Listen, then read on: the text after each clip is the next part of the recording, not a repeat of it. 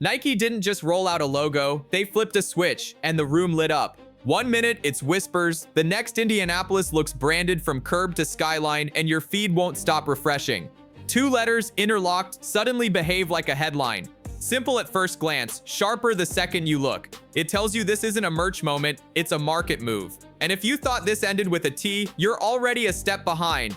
Here's what actually landed. A clean CC monogram, 2 arcs threaded together with a smaller curve tucked inside. Minimal on purpose, it has to live on everything. Lace tips, hat fronts, hoodies, giant banners, and still read in a blink. Nike framed it with a line that fits her shot chart. Her logo is good from anywhere. The cadence is calculated. A first tee to set the tone, a fuller logo collection to follow. Then the headline act in 2026, the signature shoe built with enough runway to launch a family of colorways instead of a one and done. People called it overdue and still rushed to pre-order, which tells you the signal cut through. This isn't just a badge, it's a blueprint. And the real story isn't only what dropped, it's when it dropped and why it was held. But the timing was the real tell.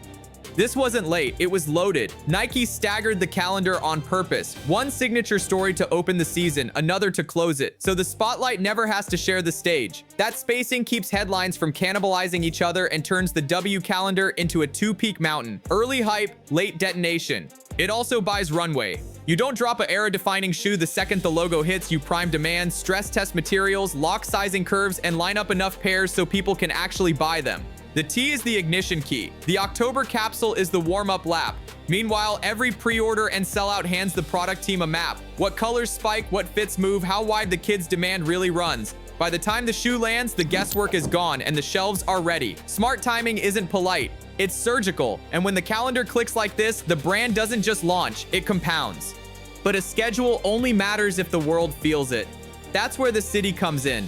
Indianapolis didn't wait for the shoe. It turned itself into an ad. The skyline wore her initials. The arena concourse looked like a pop-up shop, and the pregame plaza felt more like a street festival than a warm-up. Families showed up early. Kids held mini balls and traded stickers like currency. By tip-off, the tees weren't just merch, they were uniform. That's the tell. When a logo escapes the poster and starts moving around on people, it stops being design and starts being culture. The loudest marketing wasn't the banner or the soundtrack. It was the echo of a crowd in matching gear walking out into the night. And once a city is wearing your monogram, the conversation shifts from is there demand to how fast can you feed it?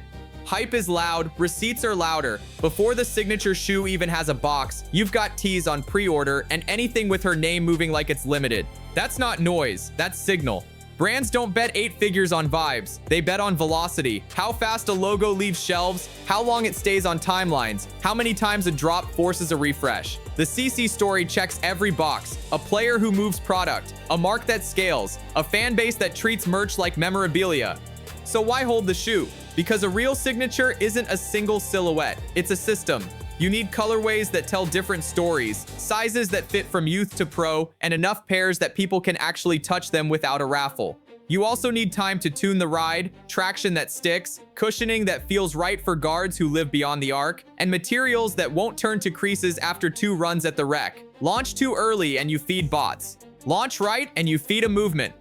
The myth part matters too. The longer the runway, the bigger the legend. Each micro drop trains the eye. First a monogram, then a capsule, then a shoe that already feels familiar before it even lands. That's how you trade up from hot release to instant classic. And when a logo starts behaving like a stock ticker, spiking on news, holding on weekends, that's when the business stops guessing and starts scaling. But not everyone saw a masterpiece at first glance. A minimalist mark did the messiest thing of all. It started an argument.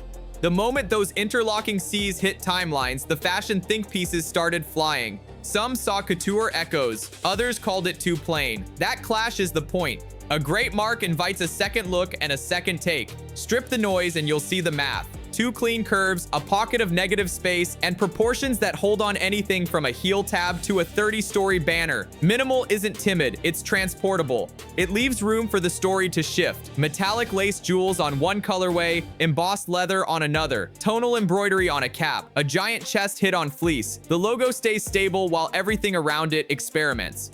Luxury parallels aren't a bug either. They prime the eye to read the monogram as premium, then the swoosh snaps it back to sport. That tension, precision, luxe lines, performance pedigree is exactly where modern athletic brands print money. And the more people argue about what it looks like, the more free oxygen the rollout gets. Viral critique is still reach, reach becomes curiosity, curiosity becomes carts. Here's the quiet trick. A spare logo lets the product do the loud talking later. Materials, textures, color blocking, those will bring the drama. The mark just needs to anchor the chaos. And while debates kept trending, the campaign kept moving, because even when minutes were limited, the brand refused to sit down. The season didn't play nice. Minutes capped, stretches on the sideline. A few nights where the camera found her in streetwear instead of warm-ups. Normally, that's when Buzz takes a nap. Not here. The logo kept moving even when she couldn't, on billboards, on tees, on timelines that refused to cool off. That's the tell. Availability shapes box scores, aura shapes marketplaces, parents still queued with kids, posts still flew, and every micro drop kept the drumline going. Nike treated downtime like runway. More storytelling, more city moments, more reasons to wear the monogram before the shoe exists. And the crowd played along, because momentum isn't just highlights, it's belief. You can't ice that with a DNP. If anything, it builds pressure behind the glass. Which is exactly why the next move isn't a sprint, it's a chess piece with 2026 written on it. A real signature isn't a date, it's a build. Designers grind through wear tests, swap foams, rework traction so a step back plants without chatter. Lasts get tuned, so sizes run true from kids to pros. Uppers cycle through mesh, leather, synthetics until the shoe breathes but still holds form in the fourth. Color stories stack in parallel. Home, road, all-star, a friends and family wink, so the line can launch like a playlist, not a single. Factories book capacity months out. Retailers train staff. Seating lists go quiet while pairs land with trainers, coaches, and the exact high school programs that will make the tunnel shots travel. Even packaging matters. Open box experience, tissue print, a card that explains the logo so the unboxing reads like chapter 1. The long runway dodges day 1 rage, sold out in 12 seconds, and turns demand into a season, not a spike. It also lets the apparel catch up. Fleece weights that feel premium, tees that don't twist in the wash, crops and tights that match the palette instead of guessing at it. By the time 2026 shows up, the audience will feel like they've already met the shoe. That's the trick. When anticipation becomes familiarity, adoption gets easy. And once the pairs finally hit floors, one last question will decide how big this gets.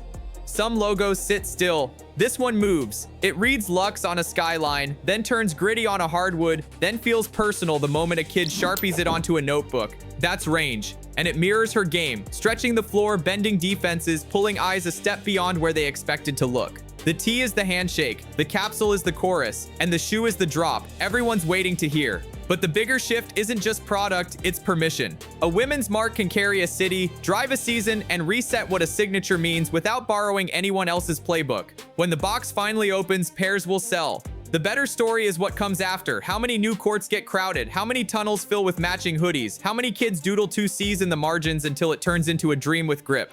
That's the real release. The logo is already doing what great symbols do, showing up everywhere and making the future feel closer.